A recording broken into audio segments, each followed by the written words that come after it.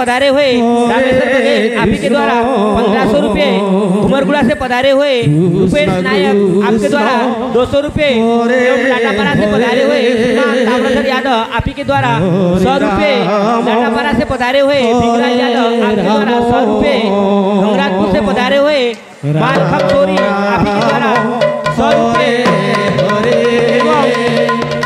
से पधारे हुए श्रीमान महेंद्र यादव 200 रुपए।